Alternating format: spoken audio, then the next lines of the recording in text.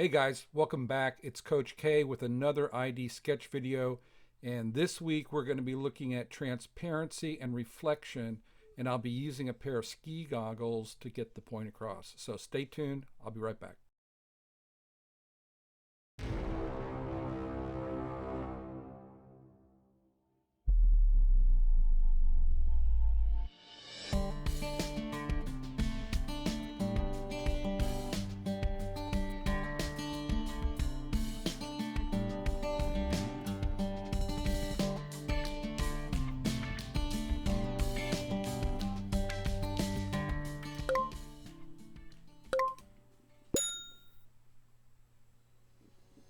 All right, so here we go.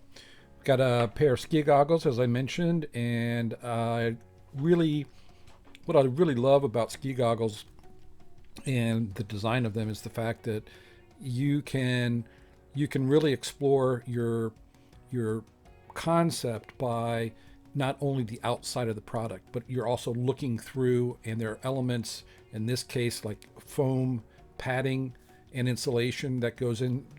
That's a big integral part of the design.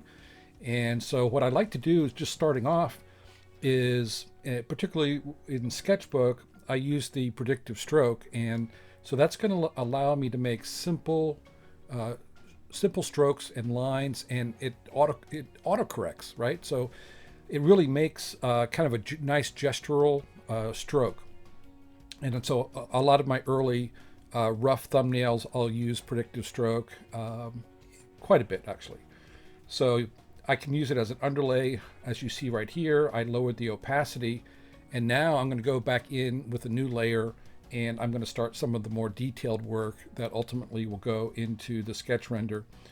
So you can see here it's a little bit cleaner, a little bit tighter, and I've added some kind of that triangular texture, both top and bottom, and that's actually going to be hidden behind the lens. And so I'm going to show you kind of in the menu, the layer menu structure here, how to organize and group things. And basically I've done it by category, and when I say category, I mean by the, if it's part of the frame, or if it's part of the lens, or the foam, the foam padding. There's different layers to that. So, but really, what you want to do, and really as a common practice, is to bring your or have your line drawing there, but then you want to lock it and you want to duplicate it. So you always preserve at least one copy of your original line work. And I'll show you why in just a second, why that's important. But now I'm already thinking about where my light source is going to be and kind of how I want to manipulate the reflection and the transparency of that lens.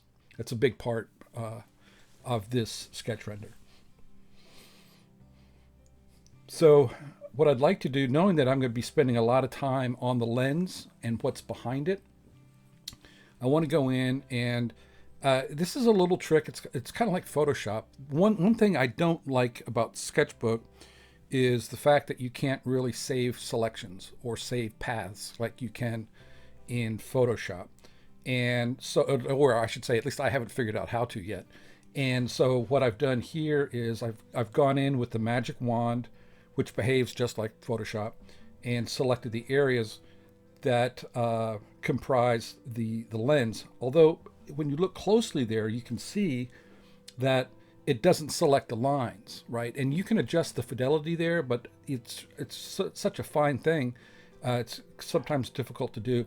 So what I'm doing now is just kind of cleaning up the selection. So things that the magic wand didn't grab, like the lines, I'll go and I'll add to the selection, or in some cases I'll subtract from the selection.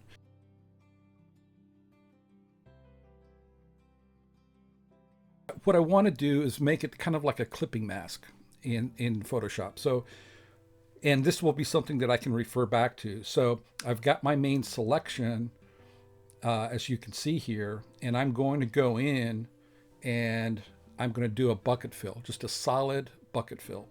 So that defines that whole area, and that's on a separate layer now.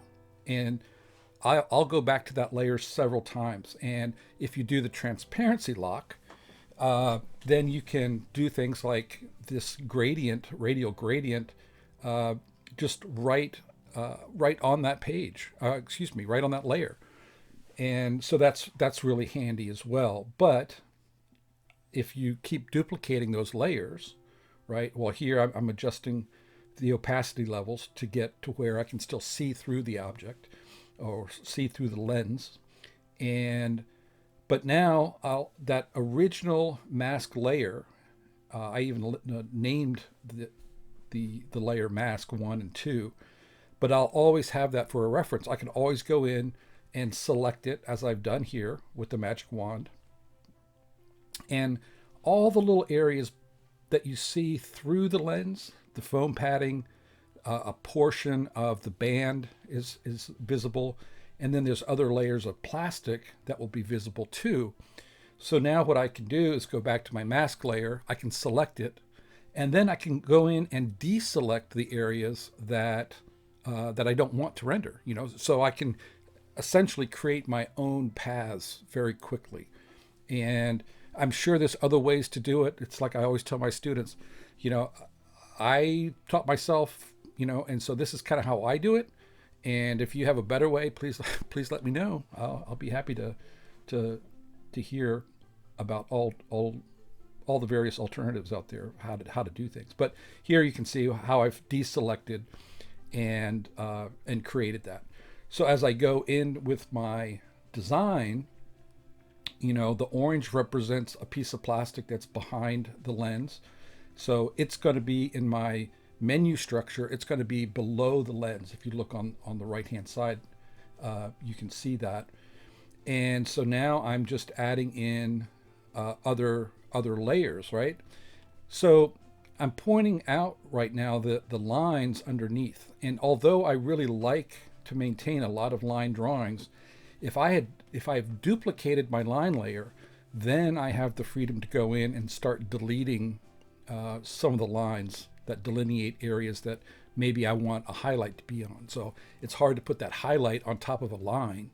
And so, simply erase it and you're good to go.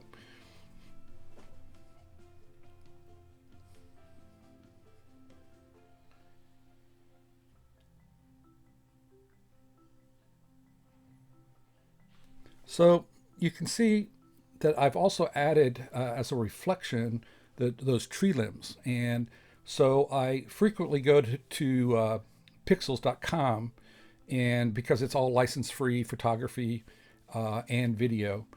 And so I simply went in and kind of searched under snow scenes because of, their ski goggles, obviously. And so kind of scrolling down through, the hard part is just, there's probably 100 I could use in here. That would be great. But you can see off to the right, there's the picture that I used. And so I'm just going to download that and bring it into my drawing here. You can do an add image, or at the very top of the menu structure, the layer menu, I should say, you can add, there's an icon for adding right there, adding the image that way.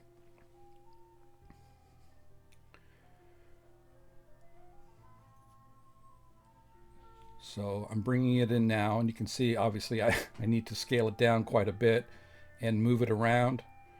And I don't know if you guys can hear that outside of my studio, but that is the ice cream man.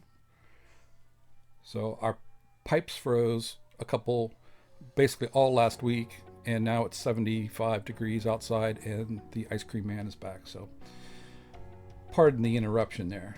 So, but as you can see here now, I'm going back to my mask layer. I'm going to select it. And then what I need to do is I need to invert my selection, because I want to delete everything outside of what is the lens of those goggles. So then I can go in, and again, I can play with the opacity level and figure out exactly kind of how strong I want that reflection to be. I don't want it to be overly distracting, and that can happen very easily. So there's also a little highlight layer that I added for the lens on the lower right. And but the beauty is just being able to adjust the opacity. And that's why I can work really fast and not be overly preoccupied with the trying to fine tune it on the spot, because I'll do that. I'll do a lot of fine tuning at the end. Sometimes I'll even take my sketches into Photoshop for certain things like adding text. I like the text feature in Photoshop better than I do Sketchbook, but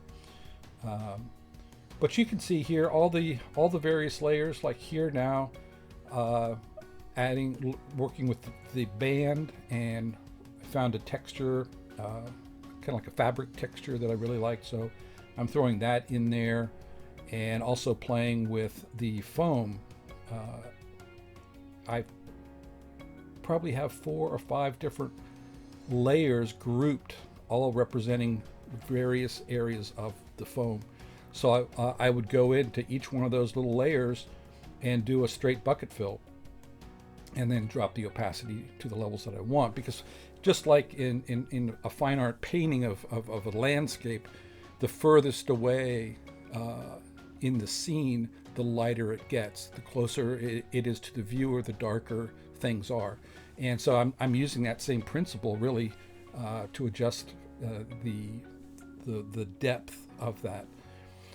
So finally, at the end here, I'm just adding a little context, because I thought it would be really kind of nice to accentuate and further kind of amplify the product and its use. And so that's really it. Hope you enjoyed it.